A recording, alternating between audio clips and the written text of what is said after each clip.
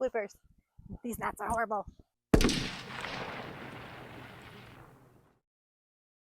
Hey y'all. Hey. Welcome to the Flip Flop Barnyard. I'm Derek. I'm Jenna. And in this video, we are going to be showing y'all some things that are coming up over the next several months that we're really excited about. Some of them are animals, some of them are gardening. Is that it? Oh, some are, we're building another house, not for us, but someone else. Yeah, and just some improvements to the farm, just things we're excited about. Yes. So let's go check everything out that we're excited about. Well, this isn't everything we're excited about, but this is a list of things that we're excited about that we're going to talk about in this video. I'm being attacked by baby goats. I wanted to tell you guys about the breeding program for our kinder goats we have that's going to be happening this year. I'm waiting on some disease test results for a really nice buck that will potentially be coming here this coming summer. Kinder goat breed doesn't have a wide range in the gene pool because it's a breed that not a lot of people know about. So I'm really, really excited to be getting a really good quality buck to bring in and breed with my girls. I'm retaining the 2 doelings out of all these babies, and they'll be being bred next year. So I'm going to be breeding spring and fall. So we'll be having kids in the spring and the fall. That way we can keep milk all the time and just keep improving our genetics and our program.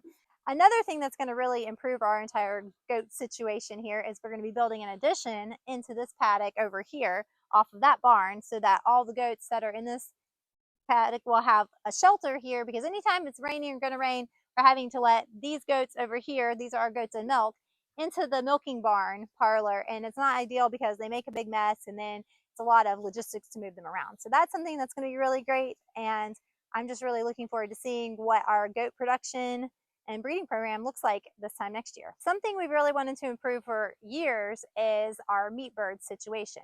We always do Cornish cross birds, which you have to order, you can't breed them yourselves. And so a friend of mine had New Hampshire red chickens, and they love them for meat and for laying eggs. So she gave me some hatching eggs, and I've hatched out, I have 11. I think I have 2 roosters and 9 hens. So this is perfect because we're going to eat one of the roosters and see how we like the meat. And then we will have 1 rooster left with 9 hens, and then we can use them for a breeding program. And the good thing about New Hampshire Reds is they are a heavy egg layer as well as a good meat bird. So we are looking forward to trying these out and getting a really good breeding program going with them. And then we'll have our own sustainable chicken source, which will be really great.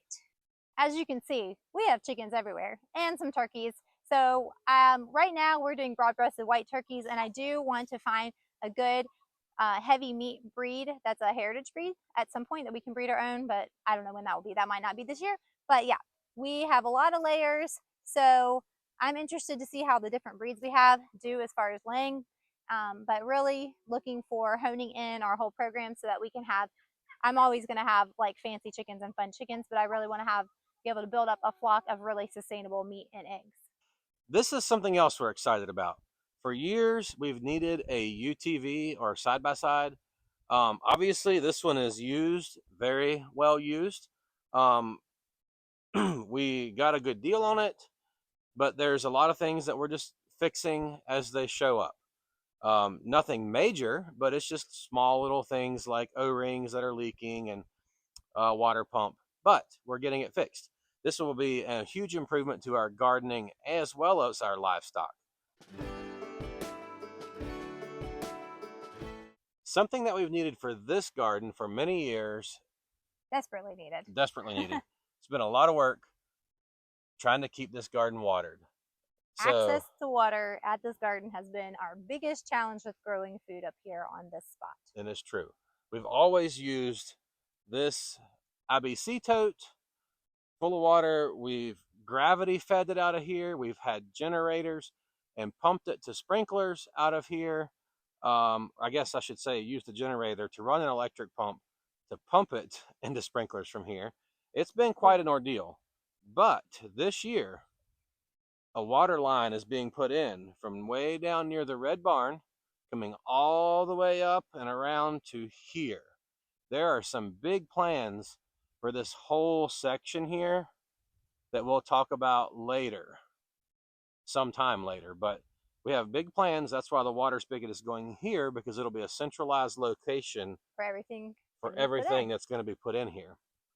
So water to the garden is a major, major improvement. Can't really grow food without water. No. We've had drought several years up here, and that's really made us struggle with growing food up here. Really has. A lot. Yes. So we're stoked about this one. Definitely.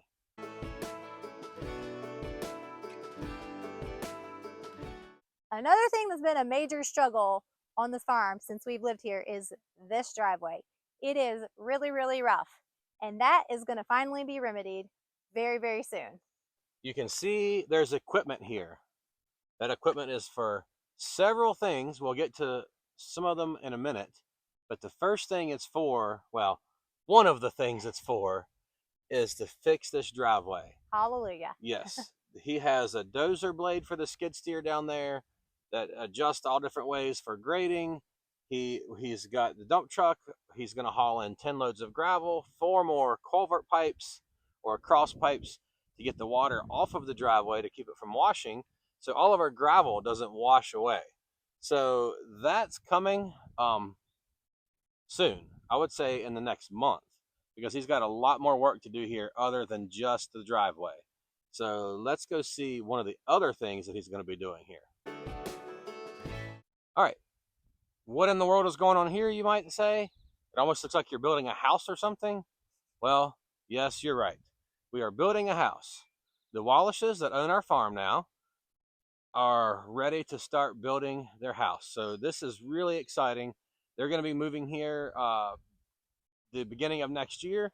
So this is going to be where their parking pad is. You can see all of the rock that we've busted out, and this is all still a lot of solid rock under here. So we had to rent a bigger machine with a rock breaker on it to get all this stuff busted out. But this is going to be where parking is. Jenna's standing where it goes right out. And then this is going to be where their house is. So this is all dug already. It's ready to have footers poured, which will happen later this coming week or next week. I'm not sure yet. But this is another thing that all the equipment is here for. The other thing it's here for is putting in their septic. So we're getting water line, septic, parking pad for a house, and basement dug out.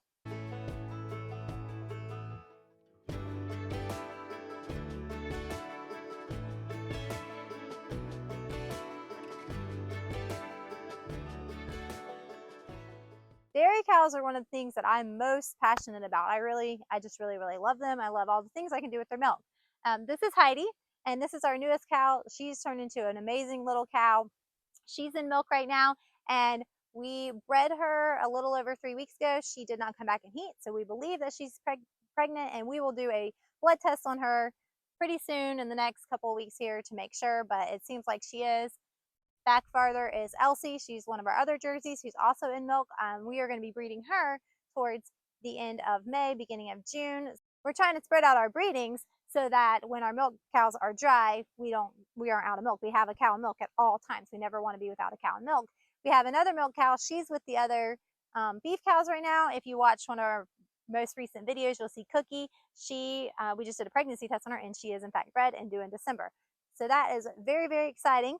And more exciting news about dairy cows is the fellow that we bought Heidi from has a farm, and he just texted us today saying that he has more cows available. We aren't exactly in the market for more dairy cows, but we have a really great opportunity. So we're talking about selling a couple of our beef steers and buying potentially 1 to 2 more cows, and then looking into, we used to run a herd share program, a raw milk herd share program, and we don't need more, but we've been talking about doing that again. So that is something really exciting that we are looking at happening in the very near future.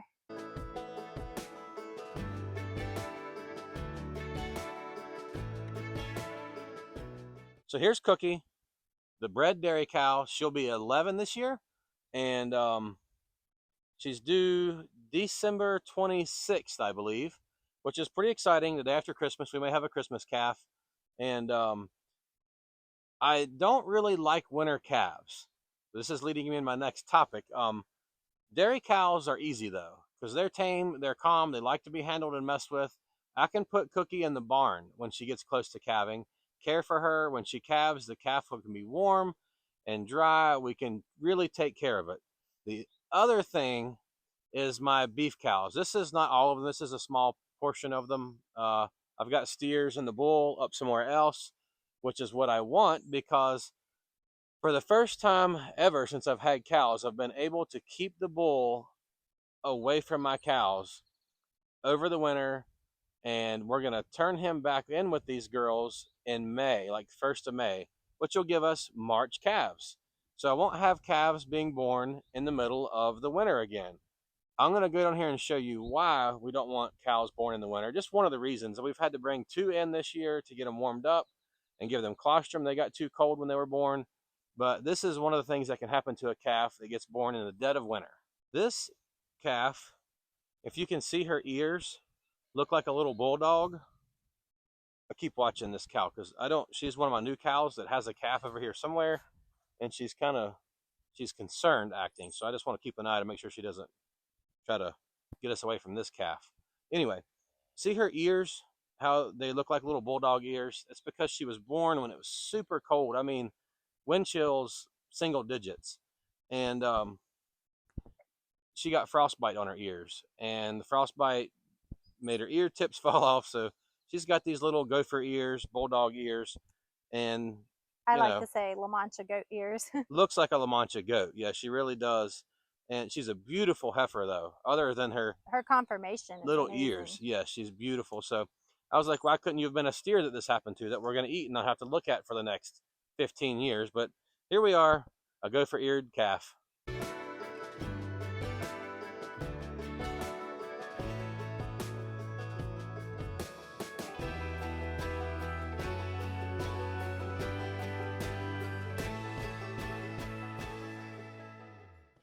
This is my raised bed garden. This is like the garden of my dreams, and I am really excited about it. I have big plans to beautify it. I have some things we're gonna do to make it even prettier than it already is, and we will bring you guys along for that as we do it. I'm not really gonna tell you about it because I want it to be a surprise for you. But yeah, I have my plans laid out for what I'm gonna plant where, and as we go through and plant the garden, we will make lots of videos of that. And then our greenhouse over here is full of plants. Let me show them to you. We've had all of our plants outside, and then we had a cold snap the last 2 nights. We had to put them back in the greenhouse, and I need to water everything, but that's a lot of plants, y'all. Tons of plants, super warm in here. Definitely need everything watered, but everything's looking really good, and we'll be able to plant everything out here in probably about 3 weeks. So it won't be much longer, and we will be digging in the soil. So last year I bought 4 seedless Concord grapes from Stark Brothers, and only 1 survived, and you can see it's doing really well, but they have a great policy. So they have a 1-year survival guarantee, and they sent me 3 more, and we planted them out, and they are much smaller than this, but they're all starting to bud. So that's something that I'm really excited about, and Derek is going to build me a beautiful trellis one of these days for these grapevines. We have big plans for them. And then over here, so we haven't mowed yet. Derek's working on the mower. It's currently broke down, and once he mows, we'll be able to see this a lot better. But in the meantime, I have to like do an Easter egg hunt for my plants. Right here, I have Heritage red raspberries. So I have 9 of them. They start there and here, and they go all the way down through here. So I'm gonna have a whole row of these raspberries. I haven't tried this variety. I'm excited about it because I saw them on the More Than Farmers YouTube channel, and they do really well for them. And so I thought, I'm gonna try these. And here they are. We'll see how they do, but I expect them to do really, really well for me. A few years ago, I went to Derek's uncle's house, and we dug literally thousands of strawberries. And over the course of a couple of years, we put them in the big garden. Cows and goats got in and ate them. And then we finally last year took the remaining survivors and put them in this raised bed. So they're doing really well. This is the first year that they look like they've really done well. They're really established and have lots of blooms. So these look really good. I'm excited. And in my bed over here is where I bought berry strawberries from Stark last year, and they have all done well. They survived. I got a few berries last year, but this year these things are just loaded with blooms and already some berries. And then I bought more. I bought Ozark Beauties that I planted this year, and I have 100 more on the way. And Derek's gonna have to build me another bed because I'm out of strawberry space in these beds. Right here, I have a row of blueberries. There are 5 plants, one that Amy, that owns the farm, she brought, and then these 4 going this way are ones that I bought last year, and we were growing them in large pots, and this year we decided to go ahead and transplant them and put them in the ground. And they seem to be doing really well. I even see little baby blueberries. So I'll have to sneak out here and eat them before the birds or the kids find them. But I love blueberries, and I'm hoping that these will do really well. I know they take several years before you get a lot of blueberries, but just a few makes me happy. This is our orchard. I don't even know how many trees we have in here. I think there's 17 maybe. The boys and I this week cut the corrugated pipe and put around the trees because something was like gnawing the bark off of the bottom of the trees. Almost like you hit it with a weed eater, but we didn't weed eat yet. We hadn't weeded it ever. It was just kind of put in and left. This year, after we put the corrugated pipe in, we weed eated, we put mulch down, and we're going to continue to mulch. But we have cherry tree that we got from my uncle where the strawberries came from. I dug it up from his place and brought it here and planted it. We have apples from Stark Brother, peach tree that our neighbors down the road gave us, more apples, peach trees, 2 plum trees that came from Lowe's, and they're doing really good. I do believe this is another cherry from my uncle's place, but we have a golden plum, and then I don't remember what this one I think is. it's Santa Rosa. Yep, you're right, Santa Rosa plum. Another peach tree, that one's Amy's. Apple. There's an apple tree here that didn't do so good, but it does have life coming out at the bottom, so we're not going to call in for a return from Stark Brothers just yet. 2 more apple trees back here. So I've expanded my bees this year. I made some splits. So now I have 4 strong hives, 2 nukes that are starting to get going. They're not really like rolling yet, but they're getting there. And I'm really surprised by this. When we were down getting the excavator the other day, the truck was dropping it off. My neighbor has bees, and I could hear them swarming, so I went and talked to him. And he said, yeah, whenever they land, you can just have them. He said, I'm overrun with them. And so we caught this swarm, me and Jeremiah, and put them in, and they are going crazy. I mean, they're just building up, and doing really well. Probably going to give that hive to a friend of mine who's been wanting to get bees. So I'm pretty excited.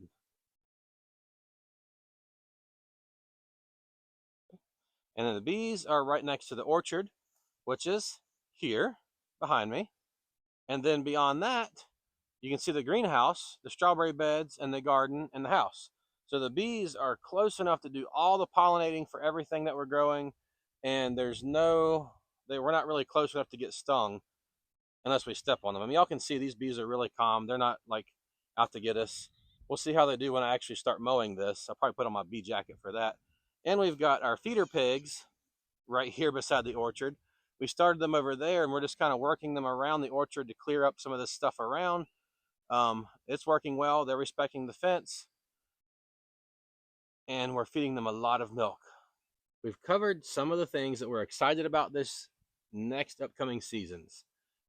There's a lot more that's going to be going on that we did not discuss in this video, so y'all are just going to have to stick around, see the things that we talked about happen, and the things that we didn't talk about happen, because we live a pretty crazy, exciting life here. Busy, always busy. Yes.